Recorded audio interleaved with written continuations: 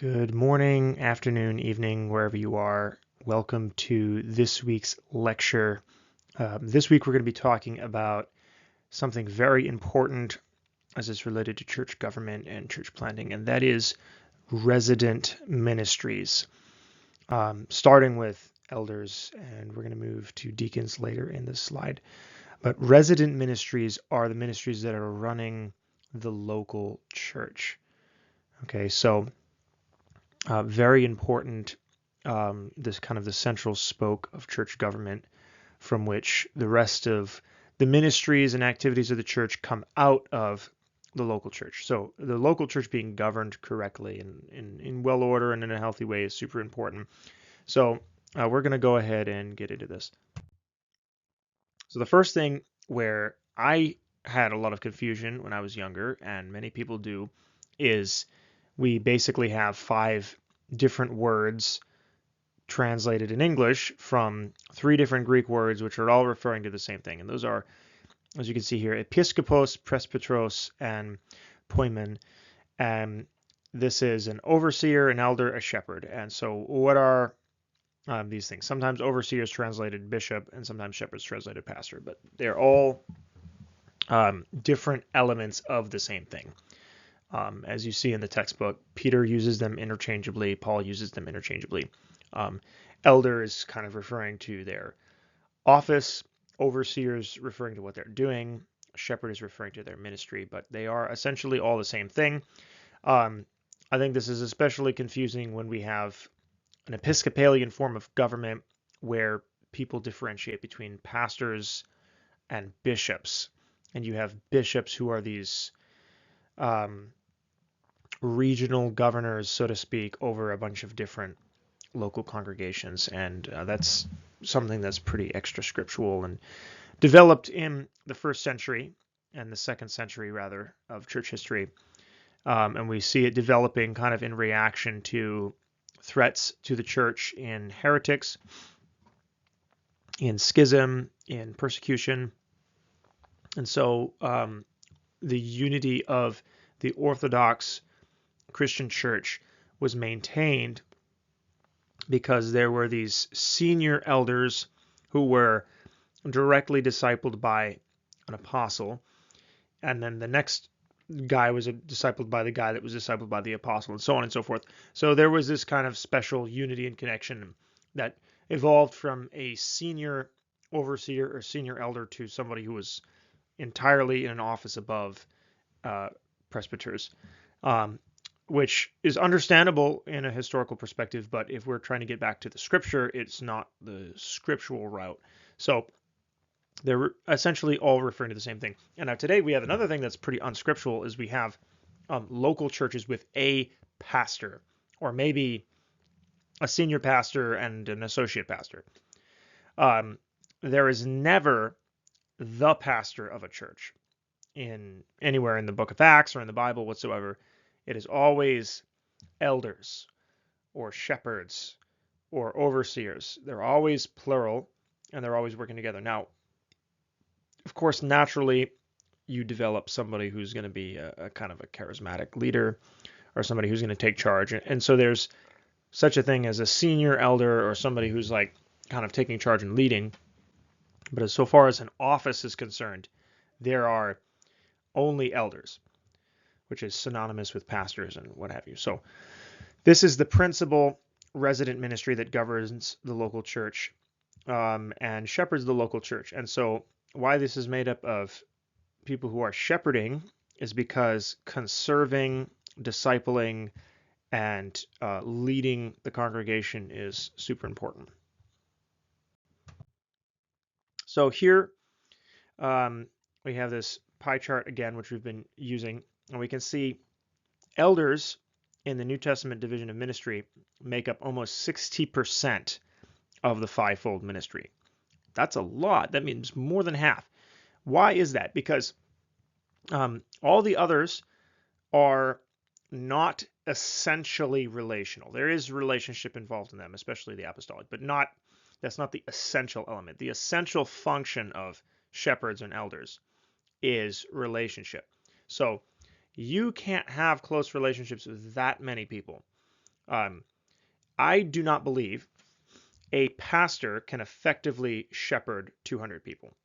I don't believe a pastor can effectively shepherd 100 people or 50 people. I am a pastor, and we have 35 roughly members of our church. We have maybe 40 to 45 people who might come on a Sunday, visitors looking for deliverance or whatever. I can't disciple 30 people. There was a time in our church's history where I was trying to disciple all the people in our church, and it was extremely difficult. And we were smaller at that point. But the more the labor is divided among elders, the more effectively they can get discipled. So let's say you have a church of 100 people and there's one pastor. So those 100 people have to receive discipleship from that one pastor. It's impossible. They're all going to get neglected. The pastor is not going to be able to maintain any kind of church discipline or discipleship or personal discipleship. It's all going to be essentially just pulpit ministry. And maybe he's praying for people as well. So let's say you have the same 100 people and you have 4 elders. There's a senior pastor, senior elder, but there's 4 of them, and they're all dividing the ministry label equally. Okay, then each of them has to disciple 25 people. Now that is more realistic, but still very, very difficult. If you've ever discipled one person, imagine trying to disciple 25 people. The issues of discipline. What about these people need counseling when they need marriage counseling or coaching of some kind, or they need someone they call upon an elder to come and pray for them when they're sick or they need deliverance. They need to call somebody when they're having trouble, and you need to reach out to them and see how they're doing. The workload would still be very, very difficult, but there is some chance that some of these people would actually receive quality ministry. Let's go to 5 elders. Then you'd have one elder would be discipling 20 people. That still sounds very difficult. If you go to 10 elders, then everybody's discipling 10 people. That is realistic. You can have a strong personal connection to 10 people, lead them, maintain discipline, maintain discipleship. That is totally realistic. And the reason you need this ratio is because let's look at a prophet, for example, we talked about in the last lecture I did. A prophet is coming in, they're praying, that's leading by example. They're prophesying to individuals, to the congregation. They're identifying sin, corruption, removing that through their prophetic words, offering deliverance, etc. Okay, that doesn't require personal relationship. Same thing with a teacher. A teacher writes books, they do lectures, they teach publicly, they systemize things. Maybe they'll do, group studies also, but that doesn't require personal discipleship. Same thing with an evangelist. So that's why these ministries make up a very small portion of this pie chart, is because there is no requirement for them to be discipling everybody. They will disciple some people, but they're not going to disciple everybody. But everybody is supposed to either have somebody discipling them as an elder or be the elder discipling somebody. And so that's why you need this ratio and you need so many elders relatively, because they are actually the primary function of a pastor, shepherd, elder is not preaching on Sunday, is not administering the sacraments. It is personally discipling people, providing accountability, providing discipline, and through that relationship, nourishing, training, and bringing up the body of Christ. The personal relationship is the essential piece here. Okay, so where apostles and some of the others, they are planting, building, they are a branch that is going out. Elders, pastors are conserving and protecting what has been built. They typically are not, people who have a shepherding gift are not people who are builders. They're not people who are systems oriented as much as an apostle. So, some of them obviously will have to be administratively oriented to govern the church, but not in the same way that an apostolic person is, who's going to try to build and advance. They're going to conserve, which is why if you only have elders, then you have a church that's conserving and not usually going out and doing a ton, unless there's an apostolic element. right? And that can be a resident or non-resident apostolic element. So that brings us to our ratio, which is slightly modified from, but derived from Derek Prince, that there should be one elder per 10 to 15 people. We see the Lord Jesus discipled 12 people. So if we can match that pattern, 12, give or take, a few people, that seems to make sense. The way that we're currently operating at our church in New Hampshire is we try to group with families. So me and my wife are both discipling certain people. Some of them couples, some of them single people. Obviously, she takes more of the lead on the women, and I take more of the lead on the men, but we're both discipling those people. So we'll take our couple as one elder. So we have, I think, between 8 and 10 people that we're discipling. And then we have our other elder, Bob, and his wife, and they are discipling some married couples, some singles, and they have about the same on their side. So our church right now is just slightly below the 10 to 1 ratio for elders. So we are okay so far as the ratio. But as we're growing, of course, we'll have to appoint more elders. And I think with the current ratio we have, the smaller the ratio of congregants to elders, the stronger the cohesion, the stronger the personal relationships, and the more devoted individual ministry every person is able to receive. And so that can be healthier. Obviously, it gets to a point where you don't want one elder to 1 to 2 people or something like that. But generally, if you're able to keep it smaller like that, then there is a stronger cohesion and health and less things slip through the cracks. If you have this sort of small group environment, even if you have a church of 200 people, if you have 20 elders and every elder has their group that they're discipling, people are going to be able to deal with the problems that they have in their life that they would never come up and they would never deal with in a bigger setting, right? So the presbytery as a body, which is a word that many of us Pentecostals probably don't hear very often, but it's a super important word because it's essentially the nexus of church government is the presbytery. Derek Prince kind of starts with the logical starting point of ministry is the apostle, because an apostle has to plant for there to be a presbytery. And that's technically true, but before the apostle was sent, there was a presbytery that sent them, and the first apostles obviously were the ones who the Lord Jesus sent. But Jerusalem had a presbytery, Antioch had a presbytery, so I would argue that the presbytery is almost the central point of church government. And so what a presbytery is just the word that the plural for presbyteros in Greek. It's just a group of elders. And if you have a local church, this presbytery would include a resident apostle, if there is one. If there is a resident prophet, a resident evangelist, a resident teacher, those people may or may not be included in the presbytery. They can be made elders by office, even if they're not a shepherd by gift.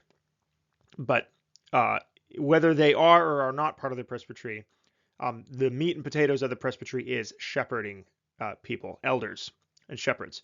And so people who are actually personally discipling people and have personal relationships with people, they know the people who they're discipling, they've been leading them, raising them up in the Lord, and so they're able to best determine what is the course of action, what is the teaching that this church needs, what is the ministry that it needs, what should we be praying for, what should we be pushing into, how do we need to discipline people or whatever. And so that body is the governing agency of the church. And they're the ones that make pretty much all the decisions of the local church. The only major governing decision that is not made by a presbytery is excommunication, or exercising the final step of church discipline in a trial.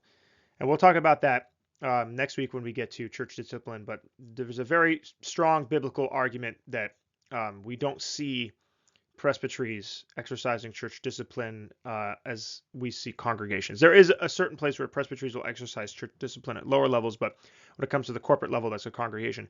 Other than that, all the major decisions of the church are made by the presbytery. So if we were to apply this today, the presbytery would decide which one of us is going to be the primary teacher or the one who's preaching in the pulpit, or maybe a secondary preacher or teacher as well. Which one of us is going to take on more counseling or do this or do that. We're going to decide what the finances are. We're going to decide the direction the church is going in. The presbytery of a local church has the power to ordain and send other ministers. They have the power to set in new new elders, or remove elders. They have the power to remove deacons. They have the power to do all that, and for the apostles or ministers or missionaries they have sent, they have the power to recall them and discipline them if they are falling into some kind of serious error or sin.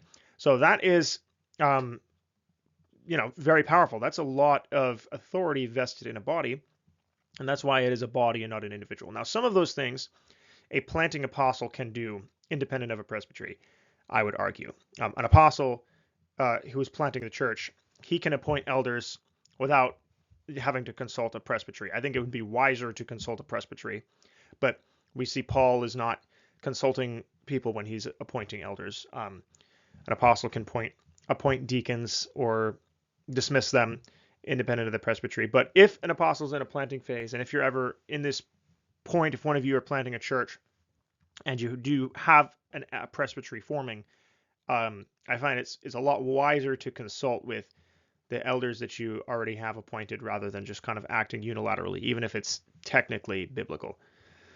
Okay, so let's go ahead and move. Okay, so here we have the division of labor. Not everyone, all the elders are going to be personally discipling people. That's the main function, but there's other functions that elders need to have, and they're going to divide it among themselves according to gifting.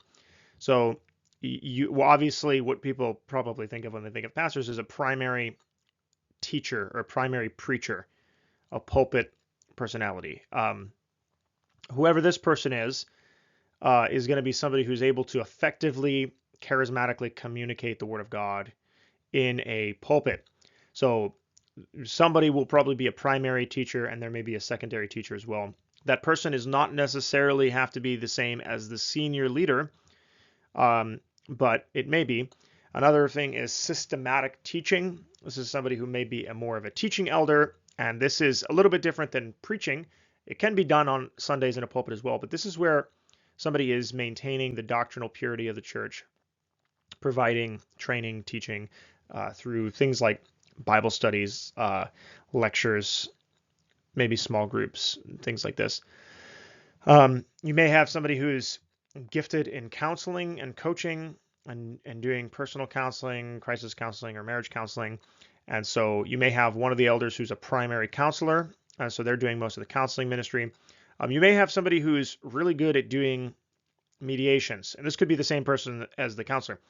You could have somebody who's good at doing mediations, wisely assessing interpersonal conflicts, and when somebody advances church discipline to the level of mediation, or there's some conflict in the church, you may have somebody who's really adept at handling those sorts of things.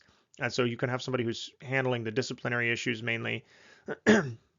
Usually you want definitely one of the elders leading in prayer and intercession. This might be an elder who is more has some more prophetic gifts, or more inclined towards prayer. Then you have somebody who may be your primary leader, a person who's casting vision, setting the course, and oftentimes this will be the same person as the primary teacher, but it doesn't have to be. You may have somebody who's good at leading small groups and house fires and that sort of thing, and so that may be a division of labor. And then you have practical help. What I mean by this is you probably have you may have an elder who is good at doing practical things to help people. Maybe he can show people how to fix their cars, or give them advice on how to make a resume and get into a job, and these sorts of things. And then you may have somebody who's good at fathering, because elders are going to be providing a sort of a fatherly, or for their wives, the mothering end as well, but a parental covering and protection, especially for the people in the congregation who have broken families. Okay, so looking for these things can be important while we are doing the division of labor. Okay, so let's talk about appointing elders in a church plant. So first of all, if you're in a church plant and you have 5, 10, 20 people, let's say you're in an ideal situation and you're a church planter and you have a church planting team. So you have an apostolic team and maybe there's 2 couples who are discipling. You don't need to appoint elders yet because there's enough people discipling. So you don't want to rush in the embryonic stages of church planting, the early stages. You don't want to rush into appointing elders and do that quickly. You want to really make sure that the church is in the right stage, and we're going to talk about that in the church planting classes. And you want to make sure that the elders are the right people and that they're mature. But the first thing you want to look at is we want to have this 10 to 15 to 1 ratio. So if you have 30 people, you want 2 or 3 elders, couples ideally, doing the discipling there. You don't want to appoint, if you have 30 people, you don't want to have 10 elders just because it sounds nice. And you don't want to have just one either, where it's going to be too much. So you want to maintain that ratio. But on the other hand, you don't want to appoint unqualified people just to keep the ratio. If there's no qualified elder, then you're out of luck. You're going to have to either wait for one to show up, or you're going to have to turn one of your people and train them and raise them up into an elder. So, and that is, some people arrive to your church and they are mature, strong Christians, and some people arrive to your church and they have a call, but they are rough cut, and there's a lot of mining you have to do. And so, watch out for both of them. Look for the mature people, but the majority of your future elders are probably going to be people who are not arriving on the scene super mature, but they're moderately mature, but you need to look in and see the gold in them and refine, lead them through deliverance, disciple them, and train them to become elders. Okay, so pay very close attention when you're looking for elders to the qualifications described in Titus and 1 Timothy. And you may see someone who they meet like 90% of these things, and they're so gifted, and they have so much wisdom, and it seems like they're just so good at discipling people. And you may rush to appoint them, and then those 1 or 2 red flags will end up biting you very badly later. I early on in the church plant, back in 2024 whereabouts, we were growing really rapidly, and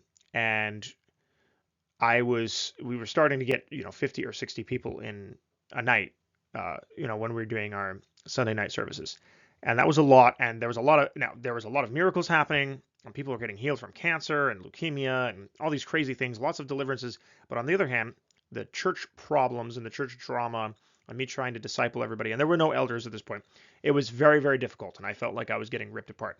So we had a number of people who arrived in that season who at first appeared to be really high quality elder candidates, and in my mind they became elder candidates.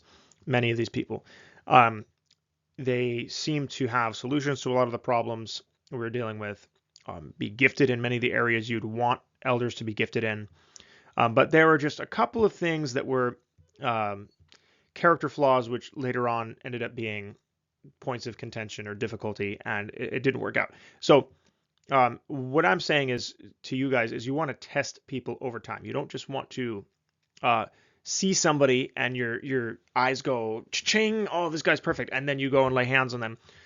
This is why Paul says, do not lay hands on anyone suddenly. People think that's about like praying for deliverance or something like that. No, don't ordain anybody suddenly. I have a word from God, I'm going to ordain them. No, don't ordain them. Please don't do that. The Bible doesn't say to do that if you don't know them. This is why Paul says, don't lay hands on any man suddenly. So test them over time, and eventually you'll see their character over a long period of time. And sometimes their character is solid gold. Sometimes it's a work in progress. It's not ready, but it's heading in the right direction, and with time they'll be ready. Sometimes they are plainly too immature. And this is kind of where you see these three stages of spiritual maturity in First John. You have the little children. Obviously, they shouldn't be elders. These are people who are new converts and, you know, have known the Lord for a short amount of time. And maybe they've known the Lord for a long amount of time, but they're acting like new converts. Then you have the young men. These are people who have grown in maturity. They've overcome a lot of the struggles and received deliverance and are displaying spiritual strength. They're exercising their gifts, but they're not exercising the degree of maturity necessary for eldership. And a lot of times you'll see these young men type level of maturity, and you'll see these strong gifts in them, and there may be a temptation to appoint them, but you want to wait until they grow into maturity before making someone like that an elder. And then you have the people who are the fathers that John says, and these are the people who are qualified to be elders, is that they have reached the level of maturity necessary to guide the body of Christ. And then you have, I guess, a fourth type of person, which they may appear very godly and mature on the surface, but over time you see really concerning character flaws that are subsurface. But you won't maybe find those out until you know them for 6 months or a year, which is interesting how that can happen. But you want to look for these things, and when you have elder candidates, I think it's better to maybe not tell them that they're elder candidates until you're 100% certain that they've tested and that you want them to become elders. And then look for the gifts in them and mine them out. Put them in places where they can exercise their gifts, empower them to do what God has called them to without maybe giving it a title, and see how they do, and help them refine and grow in their gifts and their operations. And so that's what we want to do. Okay, let's move on to the next slide here. Okay, so before we move on to deacons, just want to go over this chart real quick where we have a flow of information in a church. So what I mean by this is what information are we wanting to disseminate, and what tasks are we wanting to disseminate to the different stations in the church. So the presbytery is the body of elders. The diaconate is the body of deacons, team captains, department heads, whatever you want to call them. And the congregation is everybody else. So when I was early on in church planning and we didn't have a presbytery, we had a staff meeting, which was made up of people who were essentially operating as deacons, even though we didn't use that title yet. And then we had the congregation.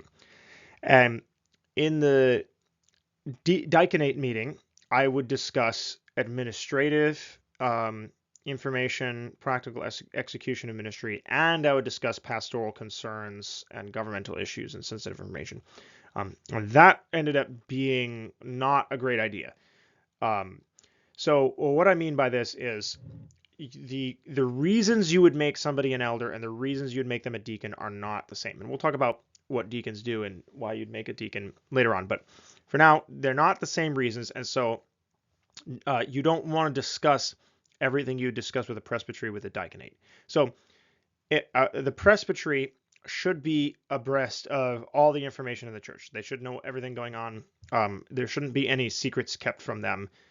They should be able to see the finances, be able to, make decisions and what have you. And even if there's a resident apostle who's still calling a lot of the shots, they should be aware of everything going on, especially pastoral concerns and disciplinary concerns. So if there's somebody in the congregation who's kind of a troublemaker and they're going through the stages of church discipline, and it's possible they may need stronger discipleship, or they may need to be brought to trial or be disciplined formally in some way, that's a discussion that would happen in the presbytery. But you could see if you're having this discussion with the diaconate, which is a larger group usually, or with the congregation, that would end up possibly devolving into gossip and unhelpful conversations. But elders need to discuss certain things like that together, because otherwise, how are they going to communicate with each other what's going on in the church? How would a senior elder or a resident apostle be able to understand what's going on unless a conversation like that happened once in a while when it was necessary? If somebody was going in the church and their marriage was having a hard time, they were asking for counseling, they were trying to get help, and they wanted to be kept in prayer, the elder who's administrating that counseling would need to share with the presbytery, hey, this is what's going on with this couple. We need to keep them in prayer. We should maybe visit them or give them a little bit more time and attention from us.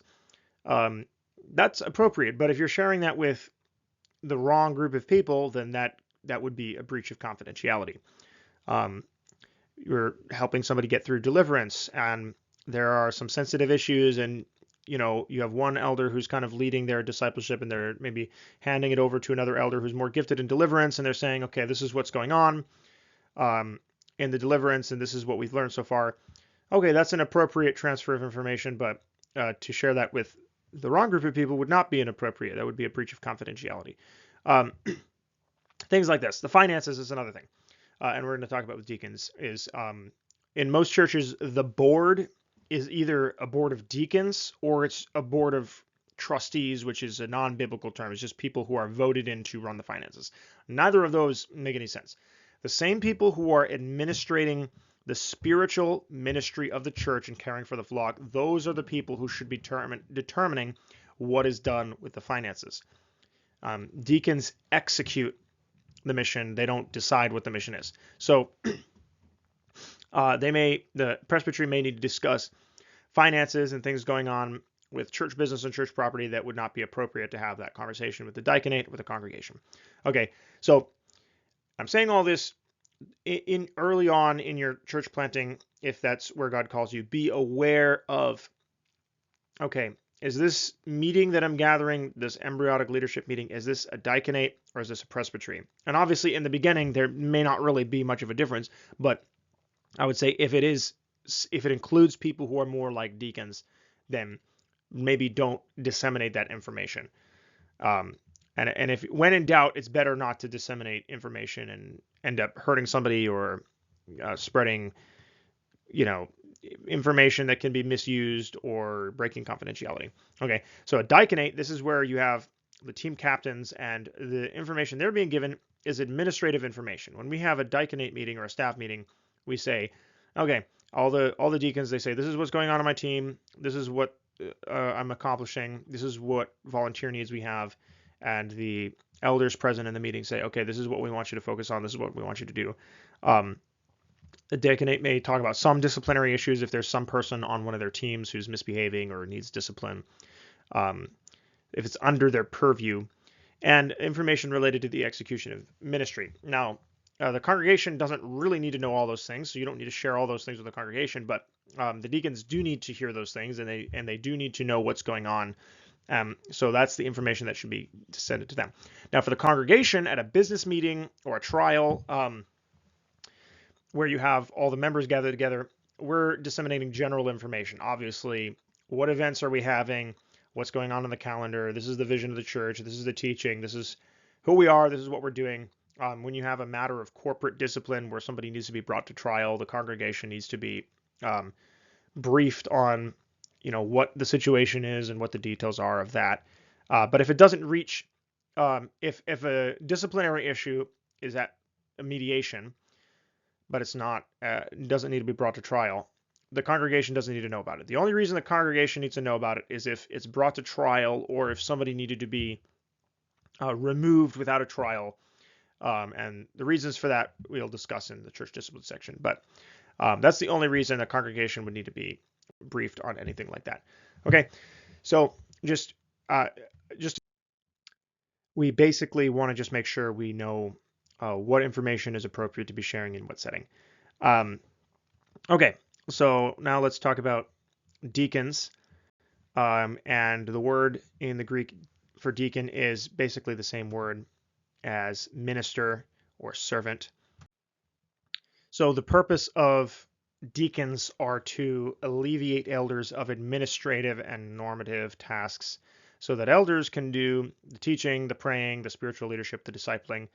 See, if elders are all running around taking care of the building and directing ushers and doing all the deliverances and doing all the altar prayer, then they're not going to have any time to do what's really their job. And so we see the first deacons which were appointed in the church in Acts chapter 6 was because there was an issue with charity and finances, and the elders were using a lot of the apostles who were elders, they were using a lot of their time that was going to that, and it still wasn't getting done properly. So they appointed 7 people who could administrate that. So usually when people talk about deacons, they talk about the financial element because the first deacons were appointed to run charity and finances. And that's understandable, but if we look at the spirit of why they were appointed, it's not just to run the finances, it's to run anything that will alleviate the elders to better focus on their jobs. In some church planting literature, they talk about churches are really healthy when they have department heads, meaning that if you have a certain ministry or element of ministry in a church, you put somebody in charge of it and they run that department. And that division of labor makes things healthier. So we talked about division of labor and tasks with elders, and this is a little bit different. This would be more like a specific ministry. So in our church, we've had an outreach director who is running the outreaches. They're deciding which outreaches should we focus on, where should we go, appointing people to lead individual outreaches, trying to encourage other people in the congregation to go, etc. And yeah, so you have another one would be our altar captain, who's the person running the deliverance ministry and the prayer that's happening at the altar. You have treasurer who's running all the finances and the administrative tasks like that. And a head usher, somebody who's running the usher. Those are a few things. These are not board members. They're not governors. They're not spiritual leaders in the sense of discipling people. They may disciple people, but not the same way as elders. Like I said in the previous slide, we don't want a diaconate to govern the church. A diaconate is executing the mission. The qualifications are similar to an elder, but they're not as strict, and so you can make people deacons a lot faster than you can make them elders. And while they're deacons, they are receiving orders and instructions and a vision from a presbytery or from a leading apostle, and they are executing that. So they're running their ministry, but because they're not spiritual leaders, the level of responsibility is not as high. They can be, how do they get appointed? They can be appointed by an apostle or by a presbytery, but we also see in Acts 7 that the deacons were nominated by the congregation to fill a specific need. So if you have a business meeting, I would argue the congregation has the right to go to the presbytery and say, we have this need that's not being met. We need some deacons to fill this need, and we're nominating these people. That nomination doesn't have to be accepted by the presbytery. You see, the apostles were the ones who laid hands on and ordained the deacons, but a presbytery should hear and consider if the individuals nominated meet the qualifications. So let's talk a little bit more about appointing deacons. You want to find out what your need is, and then you want to find somebody who is passionate and gifted for that. You could appoint somebody who just has the character, but doesn't maybe feel passionate about it. But I would say that that's a temporary solution, because somebody who isn't passionate and gifted in a certain area is not going to produce with excellence the same way that a person who will have the gifting and the passion for that. But even if they have the gifting and the passion, they need to have the character qualifications. Okay, so for every church, the needs are different. I mentioned some of these already, but I'll just go over them. For our church, things that we've needed is an altar captain. Here in New Hampshire, very few churches do deliverance, and those that do don't talk about the fact that they do very much. So almost every Sunday, we have people who visit us to come and receive deliverance. People contact us online all the time. And so what we do is we have, in the past, had somebody who's the altar captain. In San Diego, the analog would be the Freedom Ministry Director. The reason we say altar captain is because we do almost all the deliverance at the altar at church on Sunday or at our revivals. And so they're directing, okay, you altar workers or you deliverance workers, you're going to come and pray for this person. You're going to go pray for that person. They're going to contact the people who are calling us, get in touch with them, direct them, okay, come to the church at this time. They're going to assign them the altar workers to pray for them on Sunday or whatever meeting, and they're just running all of that stuff, okay, healing, deliverance, that sort of thing. The outreach director talked about that. You can have an administrator running the website and answering the phone and things like that. A treasurer running the finances, A fire academy director, that is a deacon position, and that's a very involved deacon position. That is, yeah, there's a lot to it, and so you may even need to appoint more than one person to kind of operate in that area, or you might need to pay somebody, as some of our churches have had to pay our fire academy directors. You can have a head usher. I use the term operations captain here because they're doing all the operations for our meetings and making sure everything goes smoothly. Children's ministry directors, other team captains. You could just think whatever the need is, think these are the ministries that we're doing X, Y, and Z. So we're going to appoint somebody to be in charge of these ministries. Now, if it's like a purely spiritual thing, obviously deliverance and some of these things are pretty spiritual. But if we're talking about things like prayer, discipleship, teaching, you don't want to appoint a deacon to run the teaching ministry. You want one of the elders to do that. And if you don't have an elder to do that, then you're going to have to do it until you find somebody who's able to do it. Right. So that is that for that slide. So let's talk about what a fully functional church looks like. So you have, if you're planting, you want the church to come to the place where it's fully functional without the immediate supervision of a resident apostle. Obviously, a planting apostle will have distant oversight of a congregation they've planted, but they don't need to be there to govern it on the day-to-day basis if it's a fully functional church. So the first point is you have a presbytery, which is capable of all the functions of pastoral ministry. The presbytery as a group, not all one person, but as a group, can effectively disciple all the people in the congregation. They can provide teaching.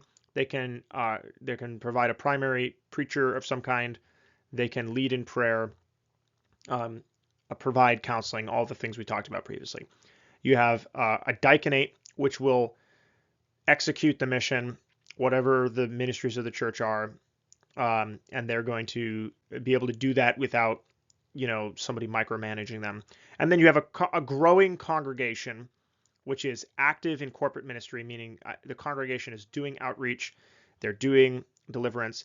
I would say a church is not fully functional unless the members of the church know how to evangelize, they know how to do deliverance, they know how to pray for healing, they know how to make disciples as well. They're doing all the basic functions of Christian ministry, and they're growing, and that is a fully functional church, and that's where we want to be. Okay, so a little bit of a longer lecture, very important subject. Hopefully that made sense. I look forward to hearing from you guys in your dialogue posts, and I'll see you in the next one.